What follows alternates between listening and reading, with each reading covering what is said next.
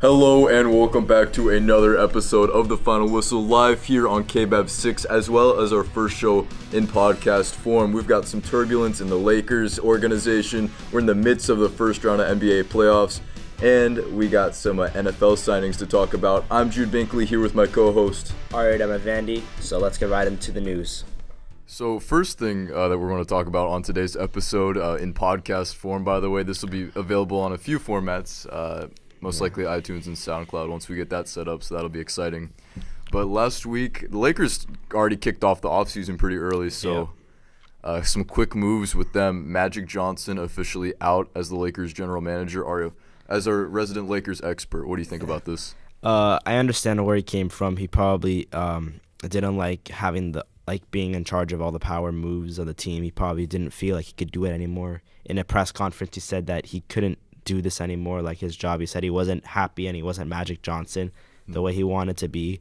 He didn't anticipate this going like this, so he said, I'm just going to step down and let everyone else handle it because I don't want to be in charge of this role. And you can kind of see that the position he was in, you kind of get villainized for a lot of things, and Magic Johnson doesn't like that. He likes to be a good guy.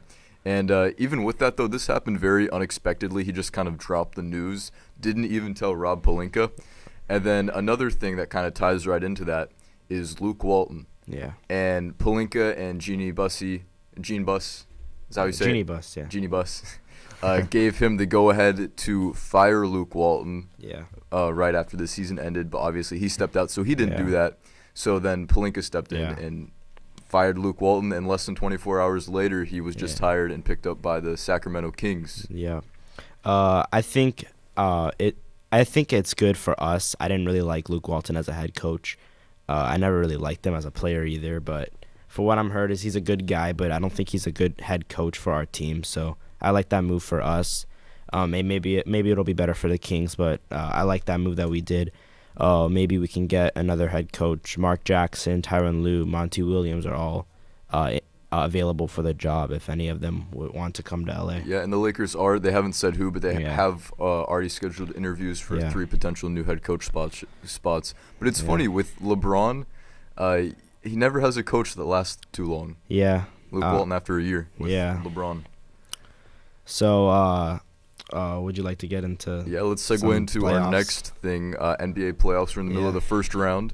And we've had a few games start. We've had a game from each series, but some of these have gone into 2.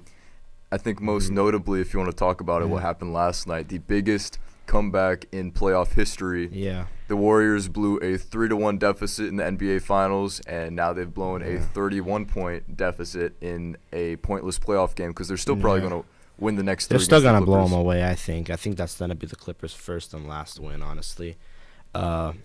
Credit the Clippers, though. Credit them. It was a great comeback they pulled off, but I still don't think they're going to stand a chance against them. Well, Lou Williams played great, and he played great. I know you don't like him, but I like players like this because I used to be a Pacers fan, and when Lance Stevenson was with him, he was this exact type of player. But Patrick Beverly owns rent in Kevin Durant's head. It's so funny watching them interact. They both got ejected in Game 1. I think KD fouled out last night.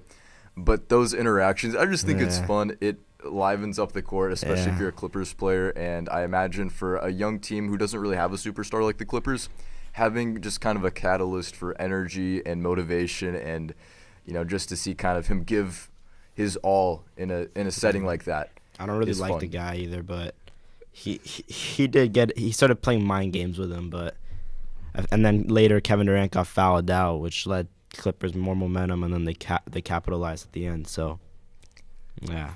Well, let's go down the list then. We got that Western Conference game out of the way. We got the 4-seed Houston taking on 5-seed Utah Jazz. Houston won the first matchup. They'll be playing tomorrow. Yeah. I don't want to say upset on that game, but the Jazz definitely have a chance to push it to Game 7 if they really try, because the Rockets, everybody thought that they're just going to fly by them, but I think they have some fight in them, and they're not going to go down too easily. So, I think this comes down to really James Harden. Yeah. And he's put up points. He's done incredible. He's definitely second for MVP. Yeah.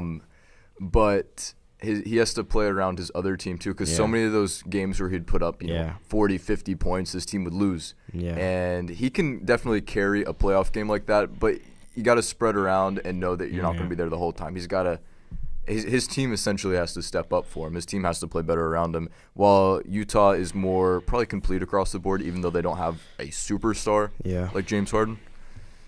And then our next game, or our next series in the Western Conference, the 3rd seed Portland Trail Blazers and 6th seed Oklahoma City. They're playing tonight. I love this matchup that this game's going on as, because the last first game won, the OKC were fighting. Trailblazers were up for the majority of the game. It was like a 2-point game for the most part of the game, and then Damian Lillard just went off, started shooting three-pointers, like deep range three-pointers, like near the logo. So this game is really entertaining to watch. So I can't wait tonight to watch this game.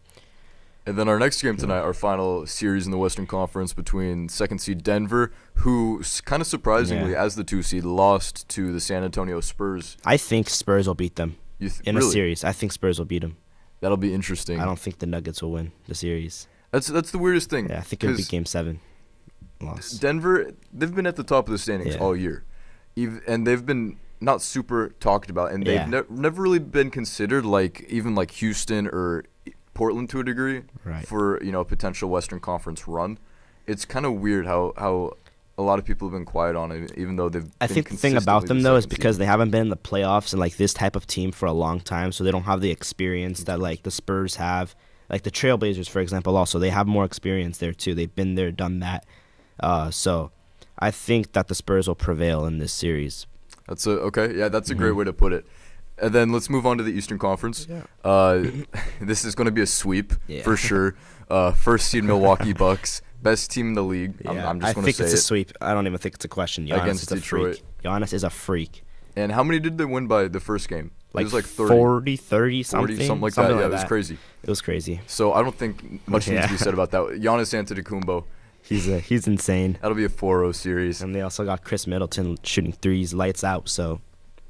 And then 4th seed Boston against number 5 seed my Pacers, who I don't have much hope in because they've kind of every time they're on primetime, they perform so poorly. They just underperform every time they're on television, which typically hasn't been much in the past. Believe me, I wanted them to win. I don't like the Celtics. I'm a Lakers fan. I hate them. Nobody does. Nobody likes the Celtics. But the second half of that game, they were just a different team in Game 1. Like I thought the first half, if they kept playing like they were in the first half, they would have beat the Celtics. They stopped playing that well. They started choking on some possessions, a lot of turnovers, poor defense that led to Celtics winning the game. And as dysfunctional as the Celtics can be, they still they have good players, and that's something that Indiana kind of lacks. Indiana being carried by really Bojan Bogdanovic and Miles Turner, who is actually a great defensive player. I'm surprised he's not in the running. Turner. So next series, the 76ers tied up 1-1 with the Brooklyn Nets. D'Angelo Russell now has more playoff wins than the Lakers in the last 6 years. How does that make you feel, Aria? Okay, listen, Lakers, we'll be back soon. Let's not talk about them right now, all right? Let's just wait. Till let's wait next season. We'll be back. We got to get a healthy team. But you said the other 3-6 matchup in the West, Portland, Oklahoma City, is going to be fun to watch. I think this is a fun series to watch as well between the 76ers and the Nets. The 76ers absolutely owned them last night. It was like in the third quarter, they just went off and ended that quarter with like a 21-2 run, I believe. It was crazy to watch. And then finally, our last series in this first round of the NBA playoffs, another surprising upset. Toronto up north, the 2 seed lost to the Orlando Magic, 7th at a buzzer beater, right? I wasn't watching the game, but it was it was big. It was like a late 3. I don't think it was exactly a buzzer. I think he shot it with like a few seconds left in the game, and then the Raptors had a chance to inbound it and take a quick shot. That didn't go the way they wanted it. So, yeah, I think the Raptors will win the rest of the game, though. The rest of the games, I don't think the Magic will win anymore. Maybe they'll win one more at home. Maybe it'll go to Game 6, but I still think the Raptors will prevail in the series. What do you think? Yeah, I agree with you. It sounds like they just kind of got lucky. Like I said, I didn't watch the game, unfortunately. I've been working. So that's kept me busy. But, yeah, so tonight we got Portland, Oklahoma City, Denver, San Antonio, and pretty good Toronto, games to watch. Orlando. Yeah, so good games on really every night. And we've got the NHL playoffs going on, too. I know you're not a hockey fan. We got some baseball season started also. Actually, do you want to talk about that real quick? Because I think it was kind of big that we had the Reds play the Dodgers last night. We had Yasiel Puig, Matt Kemp, and Kyle Farmer all starting that game. I went to it. Yasiel Puig opened up with a 2-run shot, which he really just sets the tone like that. That's how he starts it. And he hasn't even been playing super well. His on-base percentage was like .4, and Matt Kemp's is even, I think, 100 points lower than that. Like, it's been kind of crazy. They haven't been playing super well. But Yasiel Puig, he went 2 for 4 last night against Kershaw. It was Kershaw's first start of the season after being injured. And Dodgers won it off of Jock Peterson, 2-run walk-off home run. So that was nice. But baseball, we kind of follow it. We follow it every now and then. Yeah, so just whenever I usually watch it in the beginning, and then I pick up in the playoffs, like end of the season type stuff. So that's the best way to do it. So NBA games tonight are at 5 p.m. for the Magic and Raptors, 6 p.m. for the Spurs at the Nuggets, and then 7:30 OKC at Portland. So tune in for that. And then I think our last little topic we need to cover today was some NFL history was made. Highest paid contract ever, Seahawks with Russell Wilson. Aria, what was that contract? It was 4-year, $140 million deal. That was like 15% of the Seahawks cap room that they spent on one player. So I don't really like that. I think they could have signed him for way cheaper. I don't really know exactly though, because I'm not a big Seahawks fan. I actually don't like them. They're in my division because I'm a Rams fan. But I think they could have got him for like 100 for 4 years. I don't think they had to go to 140. Yeah, that sounds high. And Wilson has done some great things with the Seahawks. Not recently, really. But I think he's slowly decreasing out of his prime. He's getting a little bit older. He still has talent. He still can play. You can still put him in the playoffs every now and then. But he's never been elite. Yeah, he's never been the elite quarterback that earned that type of money. Yeah.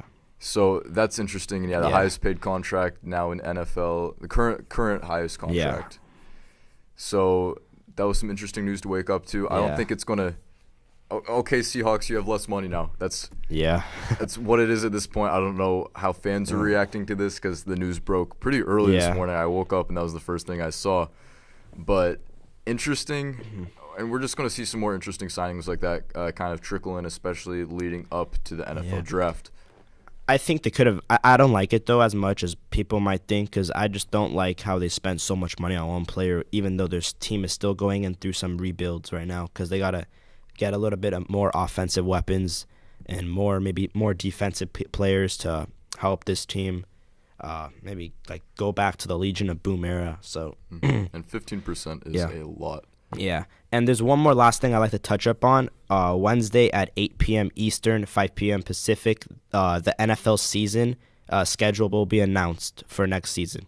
So something you might want to keep in mind to watch. Ready for the Rams to have another random game in London? I don't like how they keep taking our games away from us, but I'll watch it. Wait for the stadium. Then I'll watch it. We'll play it. Oh, you're waking up that early to watch it? They're at like 7 a.m. I'm a loyal fan. I'll wake up at 4 a.m. to watch it, honestly. All right, with that, I think we're going to conclude today's episode of The Final Whistle. Thank you guys for tuning in and joining us today.